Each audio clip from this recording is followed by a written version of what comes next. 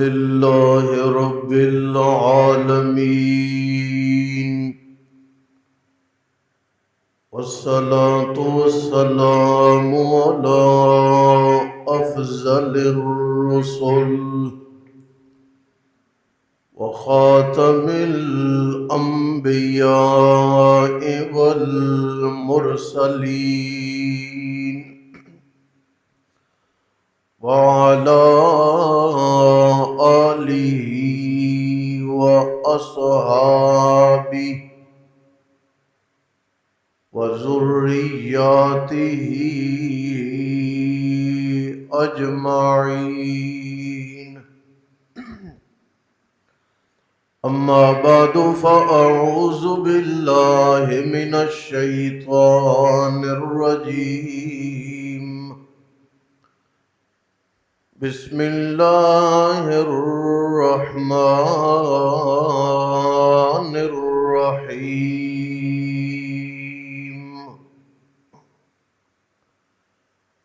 ما كان إبراهيم يهوديا ولا نصرانيا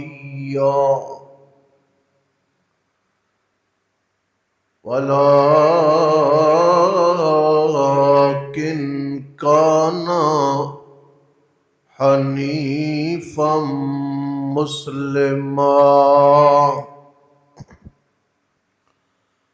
سبحان ربك رب العزة عما يصفون وسلام على المرسلين والحمد لله رب العالمين.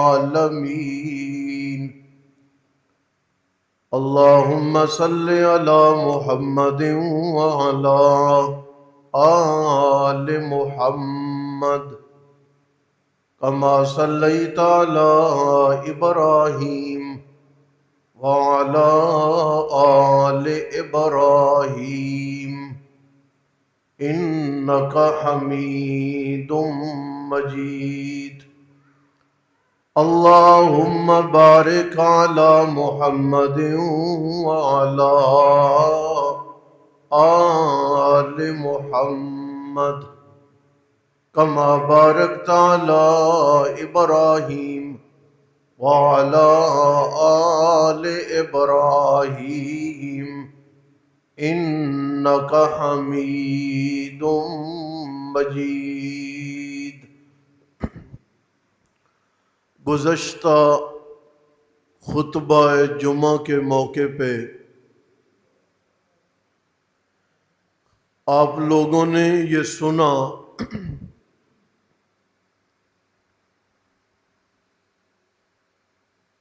کہ اللہ تعالی نے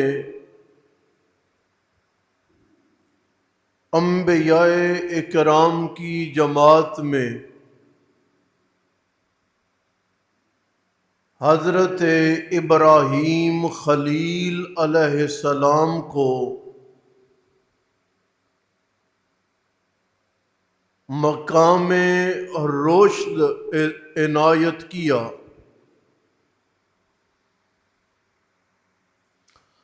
ہدایت کا وہ لاجواب اور عمدہ درجہ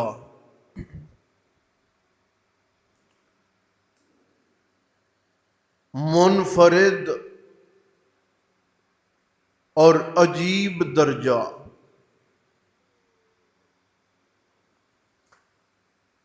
اللہ تعالی نے لفظ رشد کو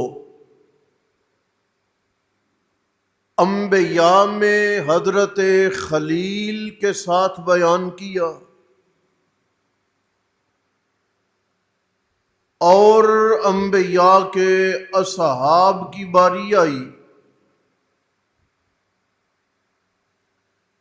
تو یہ مقام رشد اللہ تعالیٰ نے ہمارے نبی صلی اللہ علیہ وسلم کے اصحاب اور شاگردوں کے لیے بیان کیا. اولئک هم الراشدون۔ میں یہ عرض کرنا چاہتا ہوں کہ جس طرح لفظ رشد انبیاء کی جماعت میں حضرت ابراہیم خلیل کے لیے ہے، اسی طرح لفظ خلیل اور دوست یہ بھی انبیاء کی جماعت میں حضرت ابراہیم خلیل کے لیے ہے۔ قرآن کا عجیب انداز ہے اور عجیب لہجہ۔ اتخذ اللہ ابراہیم خلیلا، اللہ کریم نے فرمایا لوگو، میں اللہ تعالی نے ابراہیم کو اپنا خلیل یار اور دوست بنا لیا۔ آپ دیکھیں تو صحیح، ایک بندہ ہے، نیکوکار ہے، فرما بردار ہے، دیکھنے والے کہتے ہیں لوگوں یہ اللہ سے پیار کرنے والا بندہ ہے، اللہ سے محبت کرنے والا بندہ ہے، تہجد گزاری کی بنیاد پہ، فرما برداری کی بنیاد پہ، اخلاص نیت کی بنیاد پہ میں نے کسی کے متعلق کہہ دیا کہ یہ بندہ اللہ کریم کے ساتھ دوستی لگا کے بیٹھا ہے۔ آپ نے کسی کی اچھائیوں کو دیکھا اور آپ نے کہہ دیا کہ یہ بندہ اللہ تعالی سے لگا کر بیٹھا ہے۔ عجیب کمال ہے ابراہیم خلیل علیہ السلام کی زندگی کی انفرادیت کا۔ انہیں میں نے سند نہیں دی، انہیں زمانے کے لوگوں نے سند نہیں دی کہ یہ اللہ کا یار ہے، یہ اللہ کا دوست ہے، بلکہ قرآن خود کہہ رہا ہے، اللہ فرماتے ہیں لوگوں اتخذ اللہ ابراہیم خلیلا، ابراہیم وہ منفرد بندہ ہے جس کو میں اللہ نے خود اپنا دوست بنا لیا ہے۔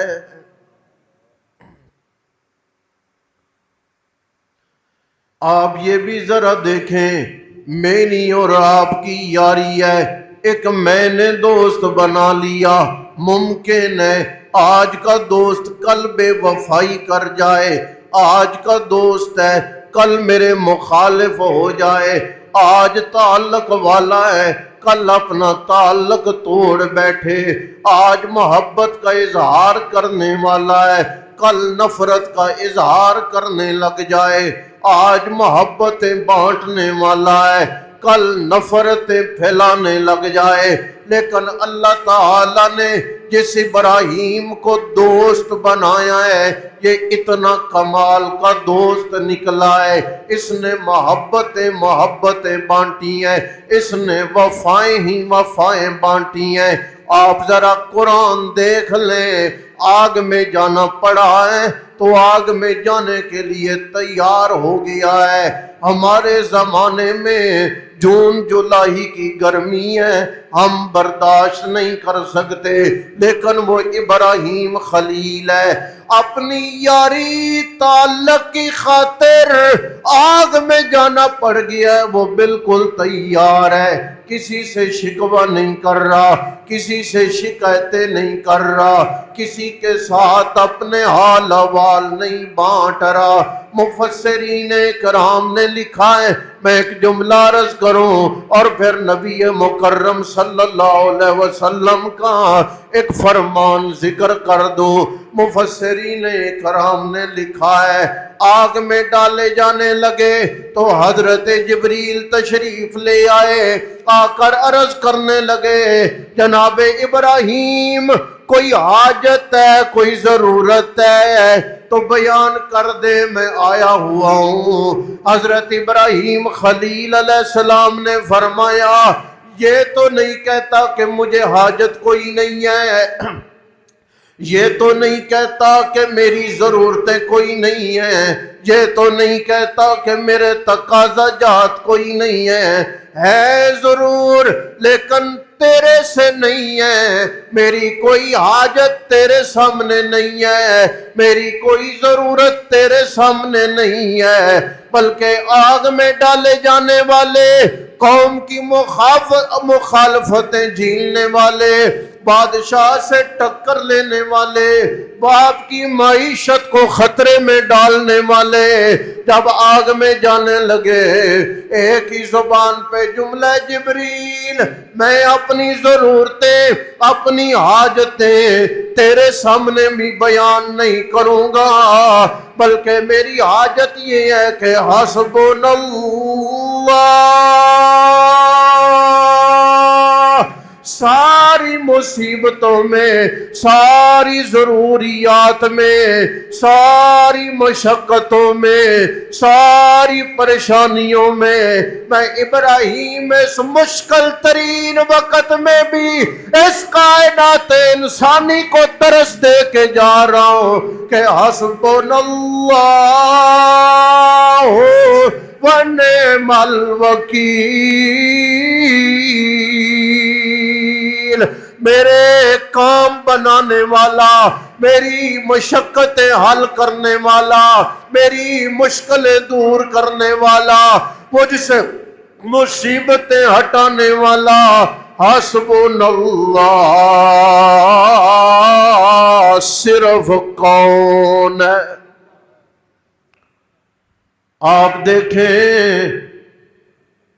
بھلا یہ کس میں اتنی ہمت ہے، اتنی مشقتوں میں، اتنے مسائب میں، اتنی مشکلات میں آنکھوں سے آنسو بہہ پڑتے ہیں، محلے داروں کے سنانے لگتا ہے، گھر والوں کو سنانے لگتا ہے، لیکن چونکہ وہ خلیل ہے، اللہ کریم کا دوست ہے، آپ صلی اللہ علیہ وسلم نے فرمایا کل جب محشر کا میدان ہونا ہے، ہر آدمی اپنی اپنی قبر سے نکلے گا، کسی کے جسم پر لباس نہیں ہوگا۔ تو جو کر رہے ہیں آپ ان کو آگے بٹھاؤ، آگے کرو، انہیں خلاب چھوڑ کے بیٹھے ہیں۔ نبی مکرم صلی اللہ تعالی علیہ وسلم نے فرمایا کل محشر کا میدان ہونا ہے، ہر آدمی نے اپنی اپنی قبر سے اٹھنا ہے، اور کسی کے جسم پر کوئی چادر نہیں ہے، کوئی رومال نہیں ہے، کوئی کپڑا نہیں ہے۔ ام المومنین صدیقہ کائنات حضرت عائشہ عرض کرنے لگی یا رسول اللہ جسم پہ کپڑا نہیں، جسم پہ لباس نہیں، جسم پہ رومال نہیں، جسم پہ چادر نہیں، تو شرم و حیا کدھر چلی گئی؟ اللہ کے نبی علیہ السلام نے فرمایا عائشہ وہ موقع اتنا مشکل ہوگا، اتنا دشوار ہوگا، اتنا مشقتوں پر مبنی ہوگا کہ لباس کوئی نہیں پہنا، لیکن کسی کو دوسری طرف دیکھنے کی جرت و خیال ہی پیدا نہیں ہوگا۔ کوئی آدمی اپنے گھٹنوں تک ہے، ٹخنوں تک ہے، رانوں تک ہے، کوئی اپنے سینے تک ہے، کوئی گردن تک ہے، جتنا جتنا وبال ہے، جتنے جتنے گناہ ہیں، ان حساب سے وہ پسینے میں شرابور ہے۔ آپ علیہ السلام نے فرمایا عائشہ اللہ تعالیٰ اس وقت اپنی مہربانی سے معاشر کا میدان ہے، اگلی پچھلی خلقت جمع ہے، ابراہیم خلیل علیہ السلام کو بلائیں گے اور جنت کا لباس لا کر سب سے پہلے معاشر میں ابراہیم خلیل علیہ السلام کو پہنایا جائے گا۔ اس کی وجہ یہ ہے کہ جب آگ میں جلائے جانے لگے تو لباس تھا وہ بھی لوگوں نے لے لیا، اتارا۔ اللہ کریم نے پہلے لباس دے کے فرمایا میرے پاک پیغمبر میری خاطر، میری یاری کی خاطر، میرے تعلق کی خاطر تو نے اپنی ہر شے قربان کر دی ہے، لہٰذا اب معاشر کے میدان میں انعامات کی ابتدا میں تیری ذات سے کرنے لگا ہوں، تیرے وجود سے کرنے لگا ہوں۔ اس لیے سب سے پہلا لباس جو ہے وہ حضرت ابراہیم خلیل علیہ السلام کو پہنایا جائے گا۔ اس لیے میں عرض یہ کرنا چاہتا ہوں کہ سارے تعلقات پیچھے، ساری وابستگیاں پیچھے، سارے معاملات پیچھے، وفاداری کی حد کر دی، تعلق داری کی حد کر دی، اللہ تعالیٰ سے نبھا کرنے کی حد کر دی۔ اب جب آگ میں گئے اللہ کریم نے فرمایا قُلْنَا يَا نَارُ كُونِي بَرْدًا وَسَلَامًا۔ دو جملے آخری بات عرض کرنے لگا ہوں، دونوں جملوں میں الگ الگ ہی روحانیت ہے، الگ الگ ہی لطف ہے، الگ الگ ہی پیار ہے۔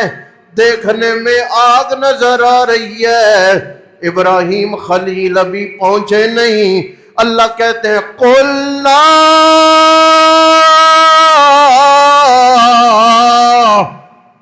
ہم نے کہا یا نار، اے آگ، کونی بردن، خیال کرنا یہ میرا یار اور میرا دوست ابراہیم خلیل آ رہا ہے،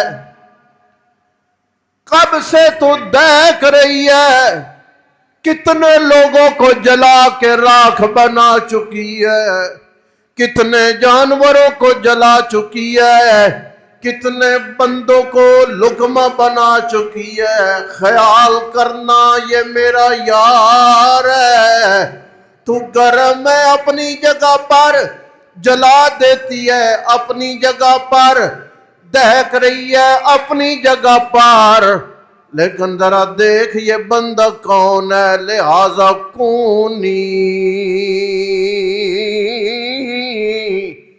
بردا، ٹھنڈی ہو جا، یعنی آرام دہ ہو جا۔ میرے ابراہیم کے آنے سے اسے کوئی اذیت اور تکلیف نہیں پہنچنی چاہیے۔ دوسرا لفظ ہے اللہ فرماتے ہیں وَسَلَامًا، عام مفسرین کا معنی بھی عرض کروں، پھر ایک معنی اور عرض کروں۔ سلامہ کا مطلب ہے معتدل ہو جانا، نہ زیادہ گرم رہنا کہ میرے پیغمبر کو حرارت کی اذیت پہنچے، نہ زیادہ ٹھنڈی ہونا کہ میرے پیغمبر کو ٹھنڈ کی اذیت پہنچے۔ عام مفسرین کرام نے ایک معنی کیا ہوا ہے کہ معتدل رہنا، اعتدال پہ رہنا، نہ حرارت زیادہ ہو نہ ٹھنڈ زیادہ ہو، یہ معنی درست ہے، لیکن ایک اور معنی عرض کرنے لگا ہوں، معنی وہ بھی درست ہے اور اس میں ایک محبت کا پہلو بھی ہے۔ اللہ کریم نے فرمایا وَسَلَامًا، آگ خیال کرنا یہ میرا ابراہیم خلیل ہے، ستایا ہوا ہے کائنات سے۔ وہ باپ جس نے شفقتیں دینی تھی، اس کی معیشت کو خطرہ پڑا، اس باپ نے اپنے ابراہیم کو پتھروں کی دھمکیاں دے دی ہیں۔ وہ بادشاہ نمرود، وہ بھی میرے ابراہیم خلیل کو جلانے پہ تلا ہوا ہے۔ کتنے مصائب ہیں، کتنے دکھ ہیں، کتنی مصیبتیں ہیں جن سے یہ میرا پاک پیغمبر گزر کے صرف میں اللہ تعالیٰ کی معبودیت اور الوہیت کی دعوت دے رہا ہے۔ کسی نے بھی تھپکی نہیں دی، کسی نے بھی شاباش نہیں دی، کسی نے بھی نہیں بولا کہ بڑا عمدہ کام کر رہا ہے، کسی نے بھی نہیں بولا کہ تو نے بڑا اچھا کردار ادا کیا۔ اس لیے آگ پہلا کام یہ کر کے کونی بردا ٹھنڈی ہو جا، اور دوسرا کام یہ کر وسلام میرا ابراہیم تجھ میں آتا جائے تو ابراہیم کو میں اللہ کی طرف سے سلام پیش کر دینا، شاباش پیش کر دینا۔ ابراہیم کو میں پروردگار عالم سے تھپکی پیش کر دینا۔ عرض یہ کرنا چاہتا ہوں ابراہیم خلیل ہیں کیسے؟ مفسرین کرام نے لکھا ہے کہ سوال کرنے والوں نے پوچھا آپ اللہ کے خلیل کیسے بن گئے؟ ہے نا، یہ جو منفرد لقب ہے آپ کو یہ مل کیسے گیا؟ یہ جو منفرد حیثیت ہے آپ کو مل کیسے گئی؟ آپ نے فرمایا 4 چیزیں ہیں۔ پہلی چیز، میں نے اپنا وجود پروردگار عالم کی خاطر آگ کے حوالے کر دیا، اور میں نے اپنا مال پروردگار عالم کی خاطر مہمانوں پہ صرف کر دیا، اور میں نے اپنا بیٹا پروردگار عالم کی خاطر چھری کے نیچے لٹا دیا، اور چوتھی بات میں نے اپنے گھر والوں کو پروردگار عالم کی خاطر بیابان جنگل میں چھوڑ دیا۔ ہر قربانی پہ غور کریں آپ، اللہ تعالیٰ نے جنہیں اولاد دے رکھی ہے وہ ذرا اندازہ تو کریں۔ بچہ بیمار ہو گیا ہے، رات سو نہیں رہا، آپ اندازہ کریں باپ کو کتنا دکھ ہوتا ہے، ماں کو کتنی مشقت و مصیبت پڑ جاتی ہے۔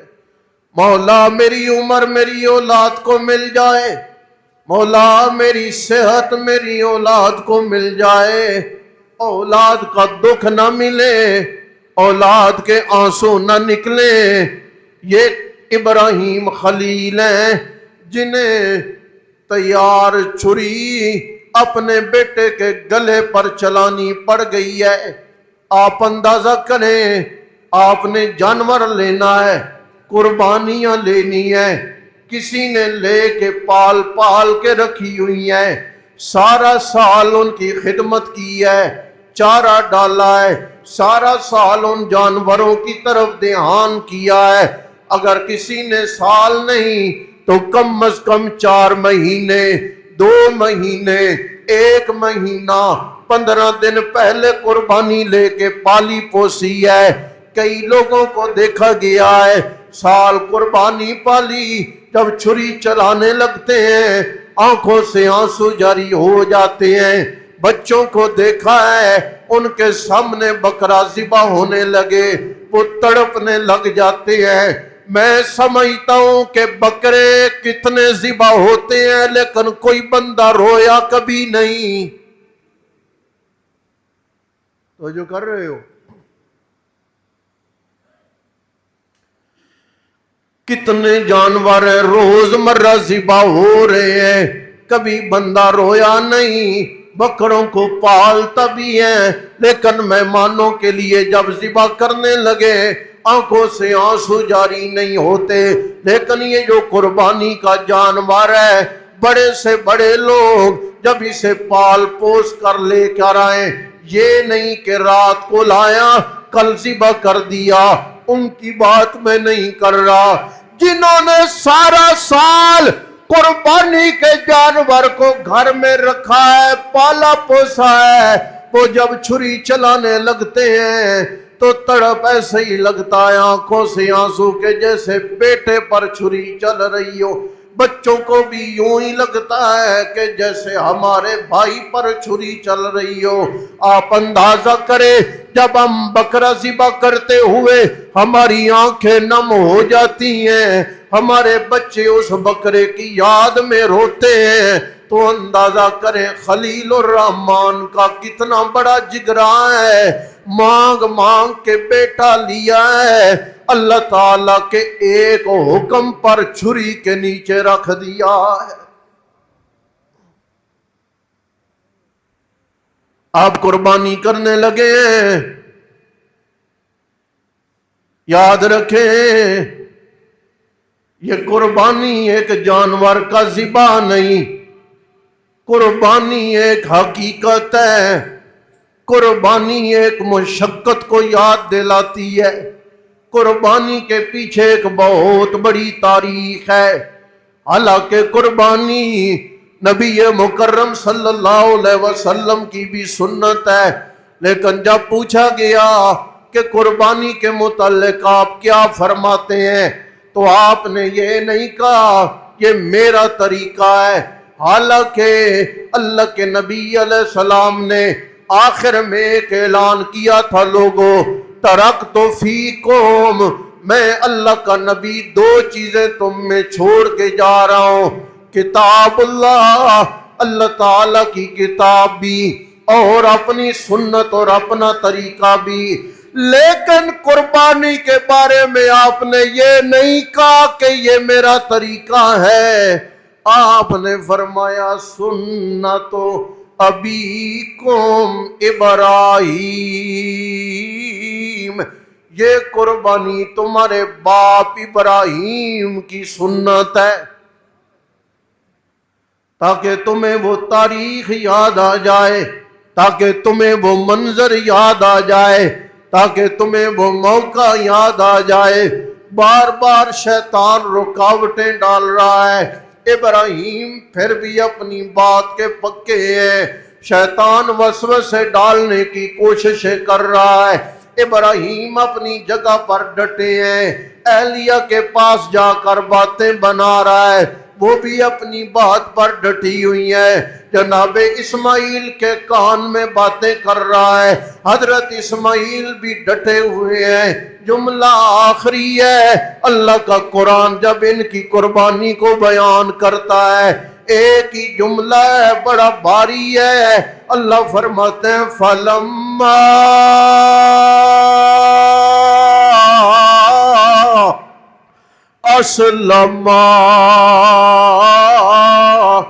اسلم دونوں بالکل تیار ہو گئے۔ ابراہیم ذبح کرنے والی فرما برداری پر دل سے تیار تھا، اور میرا اسماعیل ذبح ہونے والی فرما برداری پر دل سے تیار تھا۔ اسلمہ کا عام طور پہ تو ہم منع کرتے نا، تیار ہو گئے، دونوں نے نیت کر لی، لیکن قرآن نے یہ جو سین لام میم بولا ہے نا، یہ بڑا منفرد ہے۔ آگ کی باری بھی وہاں پر بھی سلام، یہاں پر اسلم۔ تو میں عرض یہ کر رہا ہوں، جیسے ابراہیم خلیل کو اللہ نے منفرد لفظ رشد عنایت کیا تھا، اسی طرح تمام انبیاء میں حضرت ابراہیم خلیل کو منفرد لفظ خلیل عطا کیا گیا، کہ لوگوں میں کہتا ہوں کہ یہ اللہ کا دوست ہے، میں کہتا ہوں یہ فلانا اللہ کا بڑا فرما بردار ہے، ابراہیم کمال کا بندہ ہے، اللہ کہہ رہے ہیں کہ لوگوں دیکھو یہ ابراہیم میرا دوست ہے، وما علینا الا البلاغ۔